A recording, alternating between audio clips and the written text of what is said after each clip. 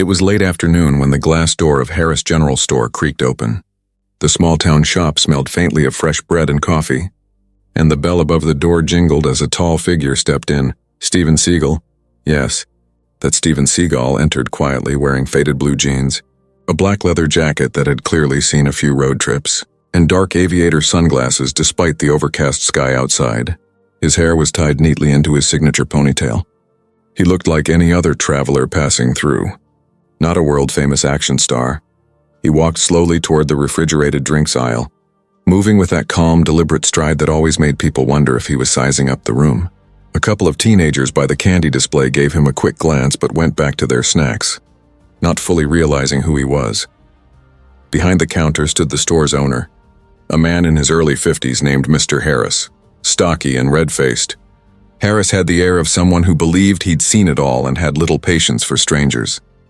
He was restocking cigarettes while muttering about customers who don't know how to shop properly. Steven picked up a bottle of water and a protein bar, then headed toward the counter. As he waited behind an elderly woman counting coins for bread, he smiled politely at her and even offered to cover the last few cents she was short. The woman thanked him warmly, though she didn't seem to recognize the quiet man in sunglasses. When it was finally Steven's turn, Harris didn't even look up at first. "That all you got?" he said in a flat tone. Steven nodded. "Yes, sir. Just these." Harris finally glanced up and his brows knit together. "You one of those biker guys or something? We don't want trouble here." The comment was sharp enough to draw the attention of the teenagers. Steven's posture remained relaxed. "No trouble. Just passing through," he replied evenly. But Harris wasn't done. He eyed the sunglasses and ponytail with a smirk. "Figures. Walk in here looking like some washed-up action hero. I've seen your type. Think you're better than the rest of us small-town folks." A few heads turned.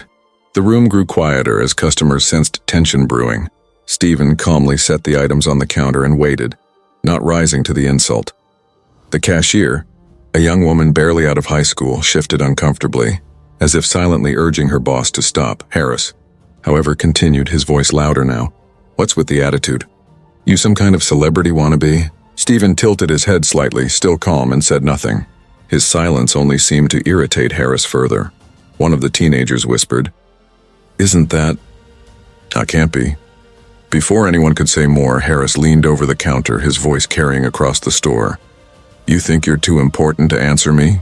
Around here, respect is earned, not worn on a leather jacket." The other customers froze. The tension was thick enough to cut with a knife. What happened next left the entire store in stunned silence. The air inside Harris General Store felt heavy after that last jab from the owner. For a brief moment, nobody moved. Just the low hum of the soda cooler and the squeak of the ceiling fan turning above them. Steven stayed composed, his broad shoulders squared but relaxed. He finally set the bottle of water and protein bar down on the counter, with a measured gentleness that somehow carried more weight than slamming them would have. His voice when he spoke was quiet yet clear. "I'm only here to buy these. Nothing more." Harris let out a dry chuckle. "Oh, you'll get more than that if you keep standing there with that smug look," he muttered, half loud enough for everyone to hear. The teenage cashier, Emily, fidgeted with the receipt paper roll. She'd worked there for only 3 months, and in all that time she had never seen her boss this openly rude to a paying customer. Mr. Harris, I can ring it up if you're busy," she started, but Harris waved her off sharply. "I've got it. I always handle the ones who think they're special." A few of the other customers, a young couple browsing the snack aisle, and an elderly man near the dairy fridge, exchanged uncertain looks. They weren't sure whether to step in or just keep shopping. Steven's dark lenses hid his eyes, but his calm expression never shifted. "I don't mean to hold up your line. Just the water and the bar," he repeated politely. Rather than scan the items, Harris crossed his arms on the counter and leaned forward. "So what's with the sunglasses indoors? Trying to hide a black eye, or you think you're some secret agent?" A faint laugh came from somewhere at the back of the store. Emily glanced at the source, then looked back at Steven apologetically, as if silently saying sorry for him. Steven gave the faintest shake of his head, neither defensive nor offended. "No, sir. Just sensitive to the light. That's all." His measured patience only seemed to irritate Harris further. "Yeah, sure, light, more like ego. You folks come through here thinking you're above us. Not in my store. The couple by the snack aisle put their chips back and began edging closer to the checkout area, sensing that something unusual was happening. The old man by the dairy fridge muttered to himself, "Ain't right talking to a customer like that." Steven didn't budge. His calmness felt like the eye of a storm. "Look," he said, "if it's a problem, I can leave. I just needed a drink for the road." Harris snorted. "A problem? The only problem is people walking in here acting like the rules don't apply to them. Buy something or move along." Emily cleared her throat softly. "He is buying something, Mr. Harris." Harris shot her a look that made her shrink back, then finally snatched the water bottle to scan it. The barcode beeped. He grabbed the protein bar next, but not without muttering. "Probably can't even pay for it. Bet you just want attention." At that moment, the teenage boy from Part 1, the one who had whispered to his friend earlier, pulled out his phone. His friend followed suit. Both had that look on their faces. This might be worth recording. The tension was growing thick again. Steven reached into his jacket pocket, pulled out a neatly folded wallet, and set it on the counter without a word. His actions were deliberate and controlled. He looked like a man who had dealt with tempers before and had no intention of losing his own. Harris barely glanced at the wallet, instead muttering something about city people under his breath. The murmurs among the customers started to grow louder. Someone near the back whispered, "Why's he talking to him like that? The guy hasn't even raised his voice." Emily rang up the total, just a few dollars, but Harris didn't move to take the cash. He just stood there staring at Steven as if daring him to respond. Finally, Steven spoke again, his tone still soft but a little firmer now. "Sir, I'd appreciate it if you'd let me pay so I can be on my way." That should have been the end of it, but Harris wasn't done. "You know what I don't appreciate? Outsiders acting like they own the place. You stroll in here with your glasses and your leather jacket like you're some kind of star." Steven's jaw shifted slightly, a tiny sign that he'd heard enough. "Still," he replied with an almost disarming calmness, "I assure you I don't own anything here. Just a thirsty traveler, nothing more." A few of the onlookers chuckled quietly at Steven's unexpectedly humble response. But Harris didn't catch the humor. Instead, he slammed the cash drawer shut after Emily opened it for the payment. The sudden clang made everyone jump. The atmosphere was no longer just tense. It was awkward and charged, as though the whole store had become a stage for something bigger than a simple purchase. Just then, one of the bystanders, the young woman from the couple, took out her own phone and started recording too. She whispered to her boyfriend, "Something tells me this is gonna go viral." Steven finally paid the total in cash and slid the bills forward. Harris snatched them up without a thank you. For a few seconds, silence hung over the small shop. Even the hum of the cooler seemed louder. Emily slid the change across the counter toward Steven with a sympathetic smile. "Thank you, sir. Have a good day," she said softly. Steven nodded in appreciation. He turned as if to leave, but Harris couldn't resist one last shot. "Yeah, have a nice day, hotshot. Try not to get lost on your way back to Hollywood." The remark landed like a stone thrown into still water. Several customers gasped quietly. The teenager with the phone widened his eyes, already anticipating the online views this would get. Steven stopped halfway to the door, his back still to the owner. The stillness of his posture suggested that he'd just drawn a line, one Harris might soon wish he hadn't crossed. For a long moment, the store seemed frozen in silence after Steven's calm words. Everyone could feel the unspoken tension radiating between the two men, the calm traveler with an almost unshakable presence and the store owner whose anger seemed to grow by the second.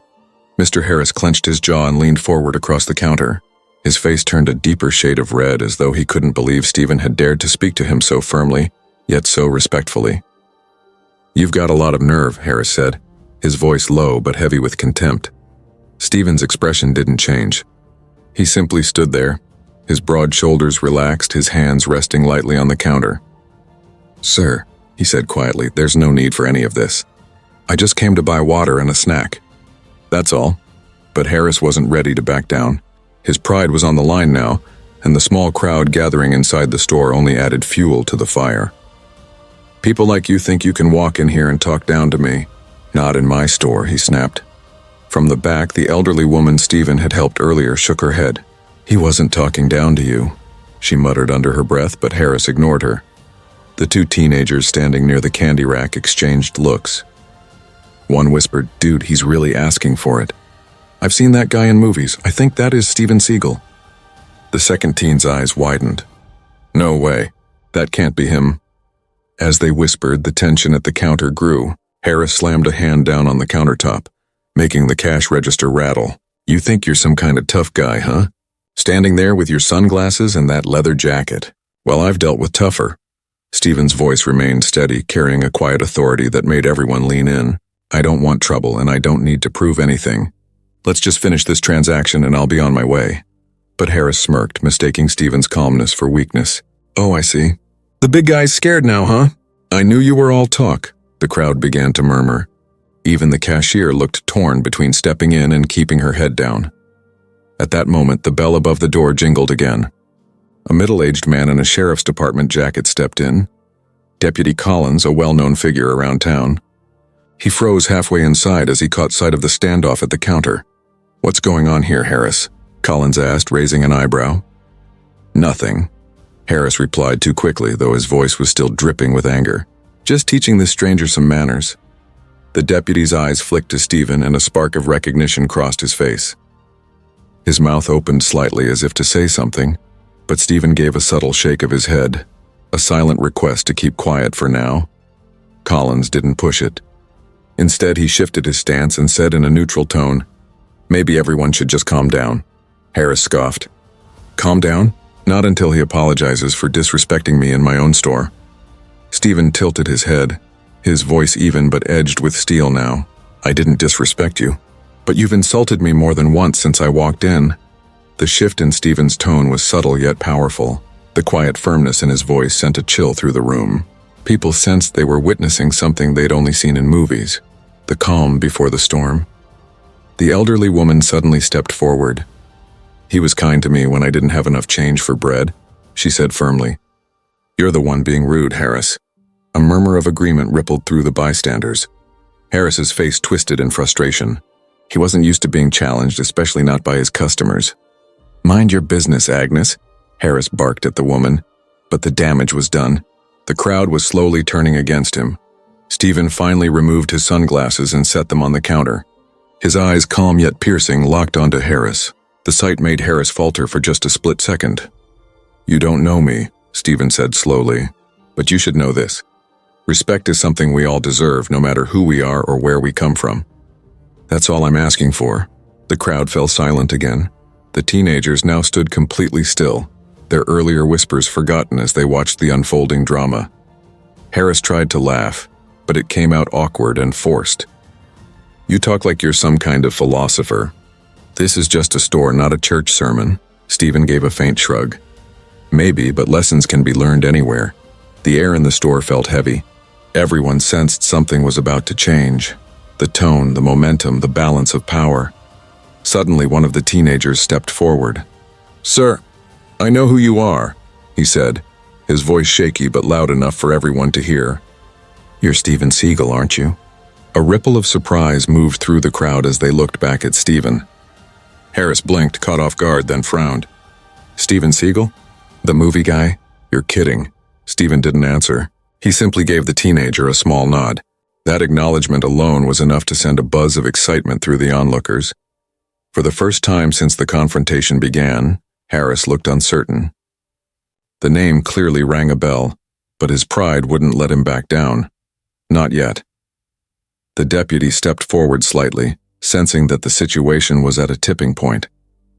"Harris, maybe you should listen for a second," he said, his tone calm but firm. Harris crossed his arms defensively. "I don't care who he is. In my store, he plays by my rules." Steven's lips curved into the faintest hint of a smile, not one of arrogance but of patience running thin.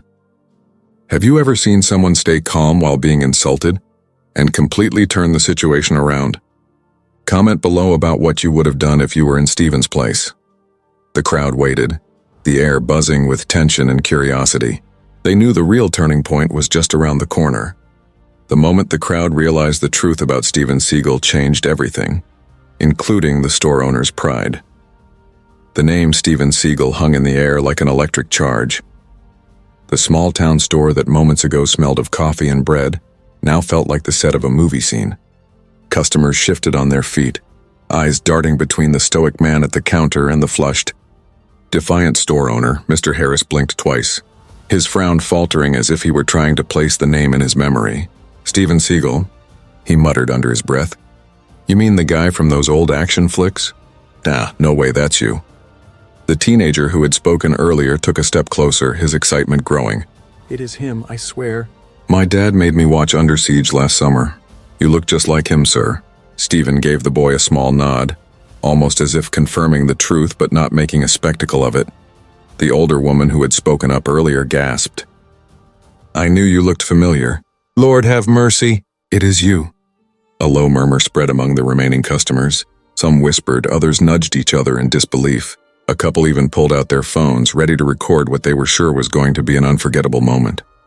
Harris's expression shifted from irritation to disbelief, then back to irritation again. He wasn't ready to give up control of the room. I don't care who you say you are. This is my store. I treat everyone the same, he said sharply, though there was an unmistakable tremor in his voice now. Steven remained composed, his calm gaze fixed on Harris. That's good to hear, he replied. But respect should be part of that treatment. Deputy Collins cleared his throat and stepped closer to the counter. Harris, I've seen him on TV myself, he said cautiously. And I think the young man is right. That is Steven Seagal. The room went quiet again as Harris stared at Steven, now clearly trying to reconcile his earlier insults with the reality before him. So what if you're a movie star? He finally blurted, trying to recover his bravado. This isn't Hollywood. I don't give anyone special treatment. Steven raised an eyebrow, his tone still patient. I never asked for special treatment. I just came to buy some water. The way you treated me wasn't about Hollywood. It was about judging someone before you knew who they were. The cashier looked down at her hands, clearly uncomfortable with her boss's behavior. The older woman nodded in agreement with Steven's words, and even the teenager stopped recording for a moment, sensing that something meaningful was happening. Harris folded his arms and leaned back slightly, but the confidence in his posture had weakened. You're saying I was out of line? Steven's voice dropped slightly lower, not threatening but firm enough to carry across the store. We all make mistakes. But insulting strangers, assuming the worst of them, that's not how you build respect. You never know who you're speaking to or what battles they've fought. The words landed heavily. Customers who had been ready to laugh or gossip found themselves strangely moved. The young cashier stole a glance at Steven, almost as if silently thanking him for saying what she couldn't. Harris's mouth opened as if to respond, but no words came out. For the first time that day, he looked unsure of himself. The deputy broke the silence again. Harris, maybe you should listen. You've always talked about respect in this community. Maybe it's time to show some. A quiet laugh came from one of the teenagers, but it wasn't mocking. It was more like they were amazed by what they were witnessing. The tension in the air began to shift. What had started as a confrontation was slowly transforming into a moment of reckoning. The customers began to see the stark difference between the two men, one defensive and angry, the other calm yet commanding respect through his demeanor alone. Steven took a slow breath and added, I've spent years in places far tougher than this little shop. I've met people who had every reason to lash out and didn't. The one thing I've learned is that a man's character isn't measured by how he treats the powerful, it's in how he treats the ordinary and the strangers who walk through his door. The older woman clapped her hands softly once, breaking the silence like a spark. That's right, she said firmly. I've lived in this town all my life, and I've never seen someone stand up so calmly to rudeness. Harris's face softened just slightly as the weight of the crowd's reaction sank in. He shifted awkwardly on his feet, his eyes darting toward the floor for a moment. The deputy nodded toward Steven with respect. You didn't have to say all that, but I'm glad you did. Folks around here need reminders sometimes. Steven gave a faint smile, his tone gentler now. We all do from time to time. Harris cleared his throat, still visibly wrestling with his pride. I didn't mean to cause a scene. I just don't trust strangers easily. This town's had its share of trouble. Steven nodded in understanding. Caution's fine. Disrespect isn't. Those simple words seemed to hit Harris harder than any punch ever could. His shoulders slumped slightly as if he was finally beginning to realize the depth of his mistake. The atmosphere in the store had changed completely. The tension was still there, but now it was mixed with something else. Reflection, maybe even a little bit of remorse. Just when it seemed like the tension might fade, Harris's pride got the better of him, and he made one final mistake that turned the entire room against him. For a fleeting moment, it seemed like the confrontation might finally cool down. The tension in the air had softened. The deputy's calm presence and Steven's words had shifted the mood. A few customers even started murmuring about getting back to their shopping. But then Harris, his pride still smarting from being called out in front of his own customers, straightened up as if shaking off the weight of his earlier doubt. His eyes hardened again. "You think a few fancy words make you better than me?" Harris said, his voice rising slightly.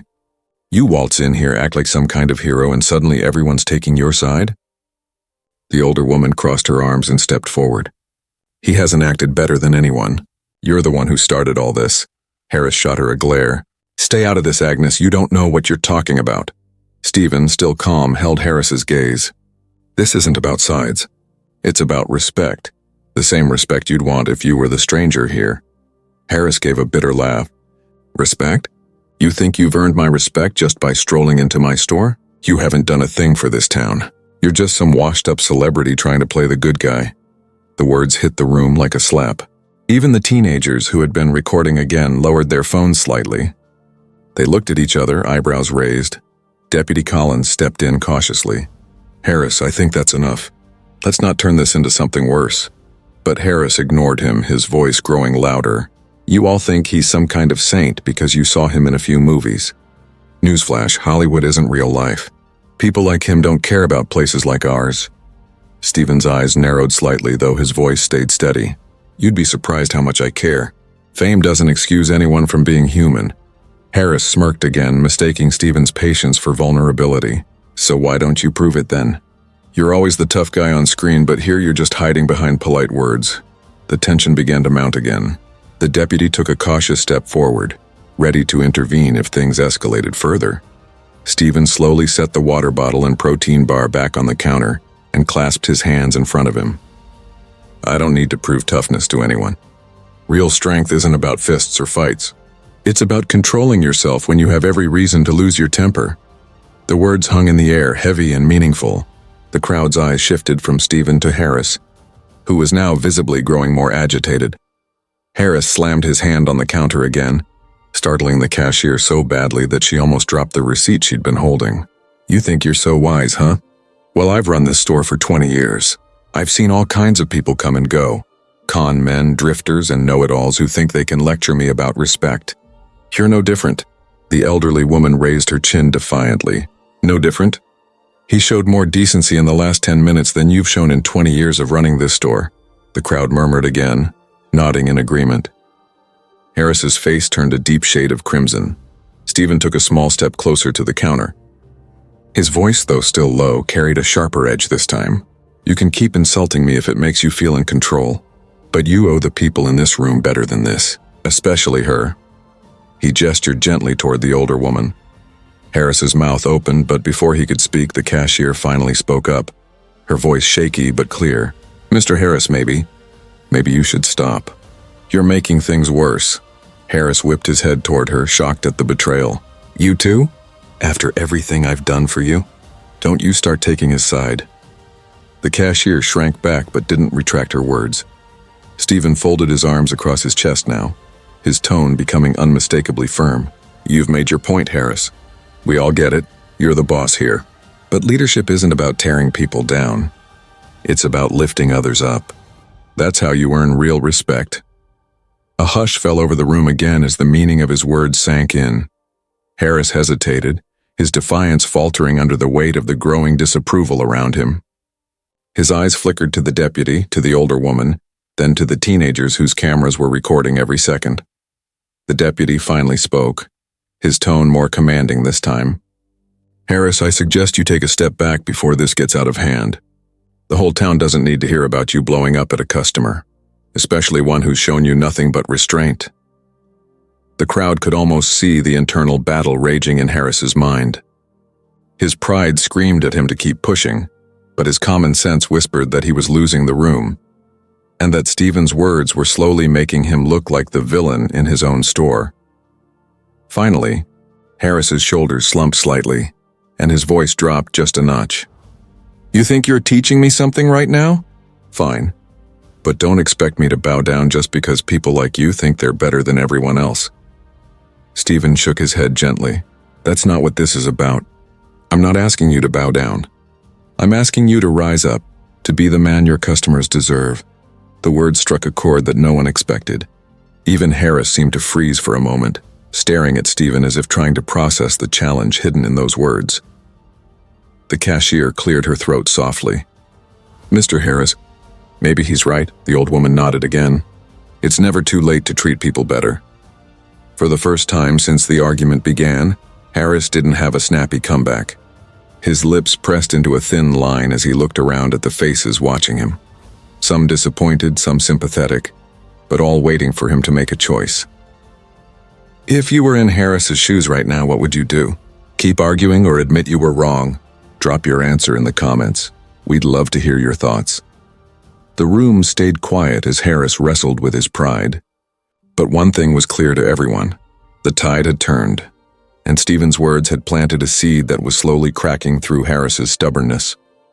Just when the tension reached its peak, the entire store and Harris himself would soon witness a moment that changed the story completely. The store was wrapped in silence so deep that you could hear the faint hum of the refrigerators in the corner. Every customer's gaze shifted between Steven and Harris, waiting to see who would make the next move.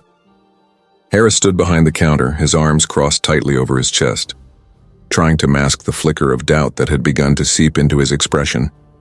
Deputy Collins adjusted his jacket and spoke in a calm but steady tone. "Harris, this isn't worth ruining your reputation over. You've had your say. Maybe it's time to let it go." Harris's jaw clenched. His pride was still a wall he wasn't ready to climb over. "You all act like I'm the bad guy here," he muttered. "I'm just protecting my store, my town." Steven's voice was quiet but carried across the room, cutting through Harris's excuses. Protecting something doesn't mean you have to humiliate others. Sometimes the best way to protect what's yours is by showing kindness. The words seemed to hang in the air, and for a second Harris almost softened, but then he scoffed and looked away, unwilling to admit defeat in front of the growing audience. Just then the bell above the door jingled again, and another figure entered the shop. A tall man in his late 40s wearing a sheriff's uniform, Sheriff Danner himself. His presence drew every eye in the room. "What's going on here?" the sheriff asked, scanning the tense scene. Deputy Collins cleared his throat. "We've had a bit of a disagreement, sir. Nothing physical, just words." The sheriff's gaze settled on Steven, recognition dawning instantly. His eyebrows rose slightly. "Well, I'll be Steven Seagal. What brings you to our little corner of the world?" A ripple of murmurs passed through the crowd again. Harris's expression shifted visibly. The sheriff's acknowledgement of Steven's identity made the truth undeniable. Steven inclined his head politely. "Just passing through. Stopped in for some water and a snack. Didn't mean to cause any trouble." The sheriff turned his attention to Harris. "Is that so? Then what's all the fuss about?" Harris's face reddened further. I just thought he was some drifter trying to stir up trouble. I didn't know who he was," the sheriff frowned slightly. "Doesn't matter who he is. You can't treat folks like that, especially someone who's done as much as he has." This time Harris didn't have a retort ready. His eyes flicked around the room, seeing the disappointed looks on the faces of his customers. Steven's tone softened. "Look, Sheriff, I don't want this to turn into a spectacle. I just want to remind folks that respect should be the first thing we give to each other. We all deserve it." The sheriff nodded approvingly. "Couldn't have said it better myself." The young cashier, who had been quiet for most of the exchange, finally spoke up again. "Mr. Harris, maybe it's time to just apologize. It's not too late." The words, though softly spoken, seemed to echo through the room. The elderly woman Agnes nodded in agreement. "She's right. Pride won't fix what's been said today." Harris's posture faltered. For the first time he looked genuinely uncomfortable, his eyes downcast. His voice, when it came, was lower and less sharp than before. I didn't mean to insult you. This town's had strangers come through who caused problems before. I thought you were one of them." Steven gave a small nod, accepting the sentiment. "We've all judged someone too quickly at one point or another. What matters is what we do next. The crowd relaxed slightly, the tension that had felt unbearable moments ago beginning to ease. Deputy Collins glanced at the teenagers, who had resumed recording on their phones, and said, "Maybe you two should put those away and let everyone have a little dignity here." The boys sheepishly lowered their phones, realizing this wasn't just a viral clip anymore. It was a moment of real change. Steven turned back to Harris, his voice calm but deliberate. "You know, I've been in places where conflict was unavoidable. But here, in a small town store, we can choose how we treat each other. You've built a life here. That's something to be proud of. But the way we treat strangers says as much about us as how we treat our friends." Those words hit Harris harder than anything else that had been said. His shoulders sagged, and for the first time, he looked less like the defensive store owner and more like a man reckoning with his own behavior. "I suppose I could have handled things differently," Harris admitted quietly. Steven extended his hand across the counter, offering not just a handshake but a gesture of peace. It's never too late to start over. The room held its breath as Harris hesitated, then slowly reached out and shook Steven's hand. A few customers began to clap softly, and even the sheriff gave a nod of approval. The older woman smiled warmly. "Now that's what I like to see. Took you long enough, Harris?" Harris chuckled weakly, rubbing the back of his neck. "Guess I needed a good reminder." Steven offered a faint smile in return. "We all do." The sheriff clapped Harris lightly on the shoulder. "You've got a good store, Harris. Don't let moments like this spoil it. Folks will remember how you treated them." The mood in the shop shifted from tense to unexpectedly warm. The handshake had broken the stalemate, replacing hostility with mutual respect. Have you ever seen someone let go of their pride and turn a bad situation around? Share your experience in the comments. Stories like that deserve to be told. The customers began returning to their shopping, though a few lingered, still quietly amazed at what they'd just witnessed. The handshake between Steven Seagal and the once hostile store owner felt like the closing of a chapter. But the story wasn't over yet. As Steven picked up his bottle of water and protein bar once again, he gave Harris a polite nod. "Thank you." No hard feelings. Harris managed a small, genuine smile this time. No hard feelings. For the first time since Steven had entered the shop, the atmosphere felt truly at peace. But the story of what had just unfolded in that little general store was only beginning to ripple beyond its walls.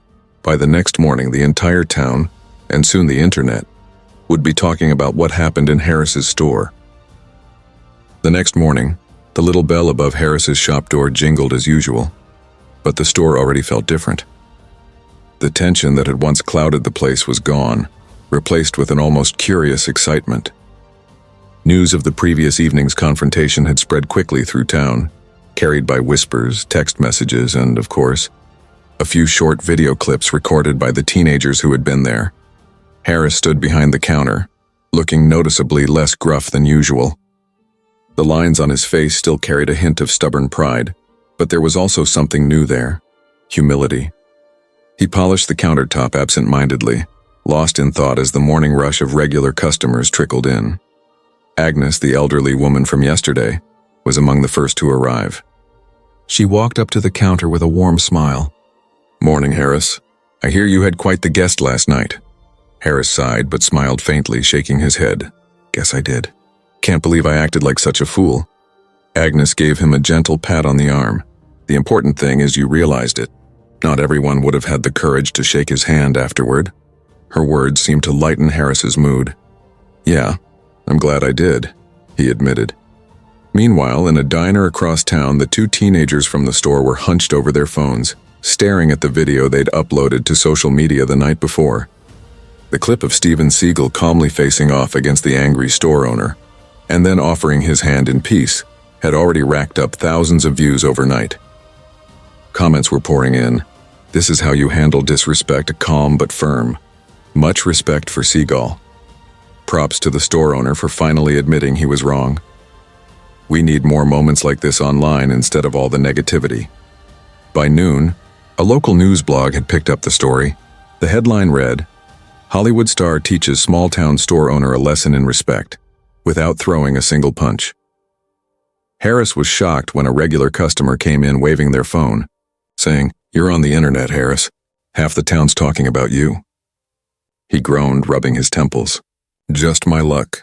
The one time I lose my temper, it goes viral. The customer laughed. Hey, at least it ended well. Folks are saying they respect you more for shaking his hand at the end. Harris paused, surprised by the comment. Really? Yeah, the man said with a grin. Shows you're human. People like that. While Harris processed that unexpected perspective, Steven Seagal was already miles away, driving his black SUV down a quiet highway. To him, the incident was over. Just another reminder that respect is something to be lived, not preached. He didn't expect the story to follow him, but it did. Back in town, Sheriff Danner and Deputy Collins stopped by the store later that day. The sheriff leaned against the counter with an amused smirk. You've gone viral, Harris. Didn't think I'd ever say that. Harris let out a long breath. If I'm honest, I'm embarrassed. But maybe it's not such a bad thing. People around here are already talking about treating each other better. The deputy nodded. That's the good kind of attention. Might even do the town some good. Agnes, who was shopping for bread again, overheard and added, Sometimes it takes a stranger to remind us who we really are. We all needed that lesson, and not just Harris. Harris smiled at her words, finally beginning to see the bigger picture. By evening, the story had made its way to larger online platforms. A national entertainment page reposted the clip with the caption, Steven Seagal shows the world what real strength looks like, calm, respectful, and dignified. The comment section was flooded with praise for both men, some applauding Steven's composure, others commending Harris for ultimately humbling himself. Harris's teenage cashier, who had quietly witnessed the whole ordeal, showed him the article on her phone. See, Mr. Harris?